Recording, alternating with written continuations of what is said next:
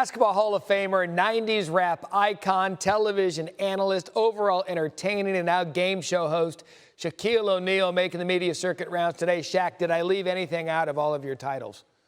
First of all, I'm glad to be talking to you. Don't want to talk to Kendrick. Don't want to talk to Stephen A. And definitely don't want to talk to Shannon Sharp. You are the perfect candidate. Thank you, sir. You bet. I'm happy to be here with you and be your safe harbor here at ESPN. Of those things that I listed in the highlight video, which version of Shaq is your favorite Shaq?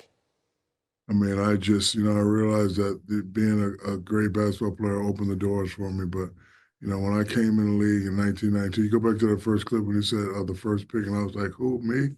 I just always wanted to show my personality.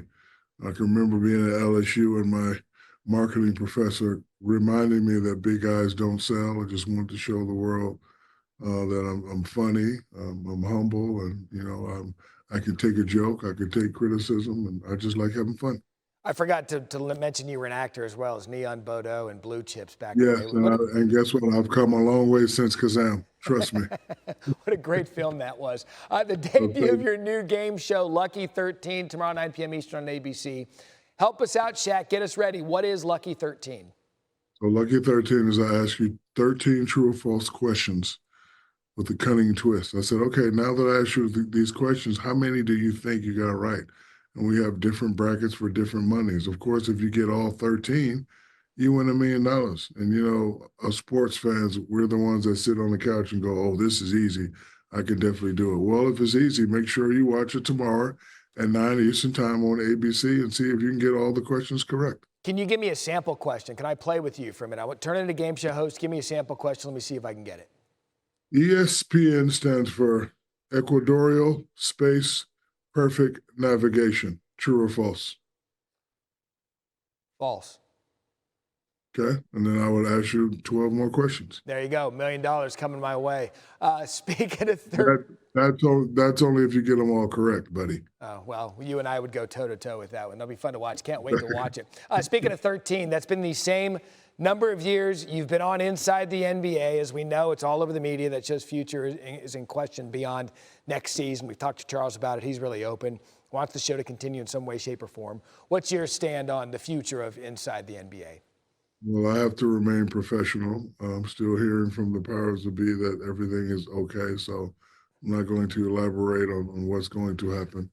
I have trust in Zaslav and TNT, and hopefully they can get something done. But again, I have to remain professional because I don't want to be all over the place. I don't have all the facts yet. So if I get a little bit more facts, maybe I can say more. But, the one thing that Charles did say that did make sense, I would love the show to stay together forever. There you go. Let Charles say the things you guys aren't supposed to. Let him get in trouble. You're a game show host now. You've got a reputation to uphold. You're on summer vacation since the Celtics won the championship. You know the roster. You know the free agency moves around the league. How equipped are the Celtics to go on one of those runs like we saw to the Warriors and some of these other teams that went on a championship run, much like your Lakers back in the day? The Celtics are well coached. Tatum and Brown, they finally got it together. We know what a great 1-2 punch looks like. Guys like White, their role players are great. This guy really didn't get a chance to, showcase. He came in that one game and played fabulous. But if they, remain hungry, they can win. Me and Kenny talk about this all the time. It's called the championship blues. Guys win the championship. They come into training camp with the new cars and the sunglasses and this and that. And, they kind of forgot what it takes to get there. So if they remain hungry, they're definitely going to be dangerous. However, you still have a lot of teams that are saying, yeah, you won, but you had it easy. Dame was hurt. Giannis was hurt. Embiid was hurt. So, you still got a lot of teams and listen, Philly, with the signing of Paul George, they're going to be a dangerous team this year. So, on paper, you could say, oh, we definitely have enough to run it back, but you got a lot of teams, especially in the East, that's going to be gunning for you because in their minds, you won the championship too easy.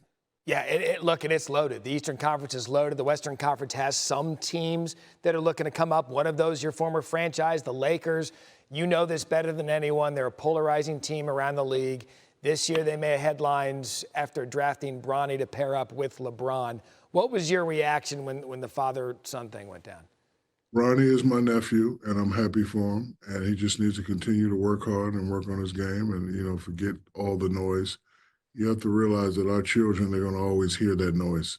And I teach my children all the time that pressure is when you don't know where your next meal is coming from. Forget what people say. You love to play the game. This is how you get to that top level. I'm happy for Bron. I'm happy for Bronny. I've been knowing Bronny ever since he was a kid. His son and my son are practically best friends. So I'm treat this situation like Bronny was my son.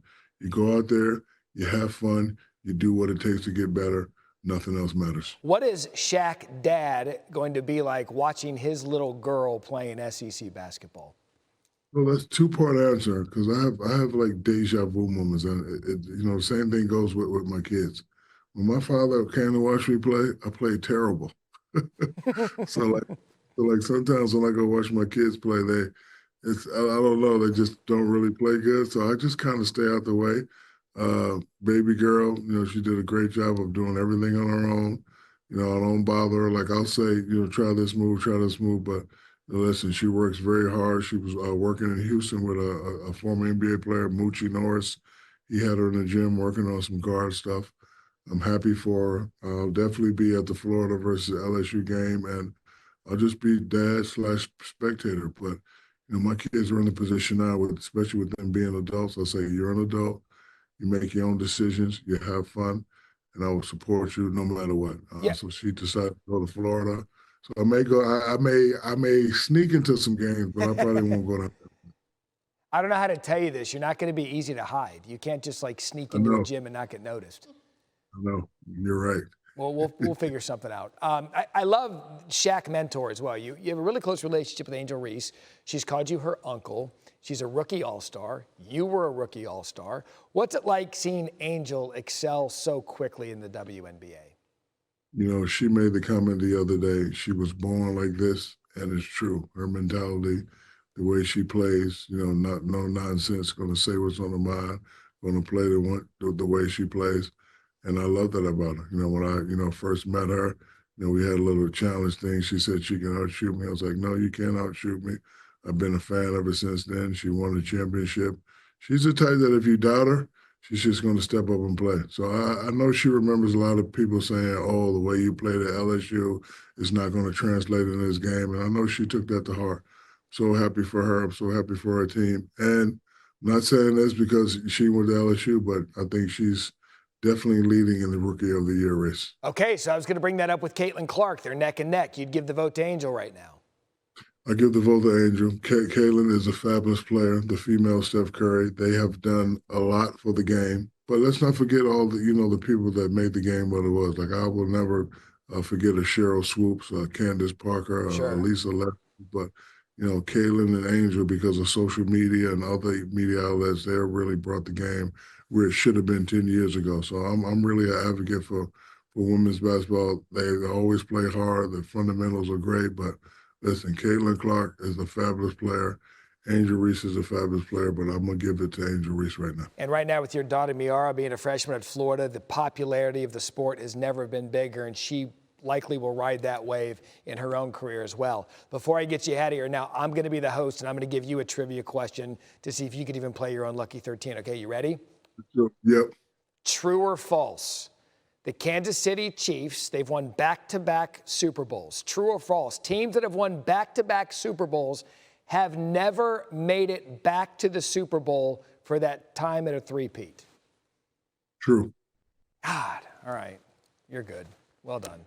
We're good. Lucky 13 tomorrow, 9 Eastern on ABC and streaming on Hulu the next day. That is the great Shaquille O'Neal. He is a host. He is everything. He is entertainment. He is the best. Thank you, Shaq. All right. Thank you.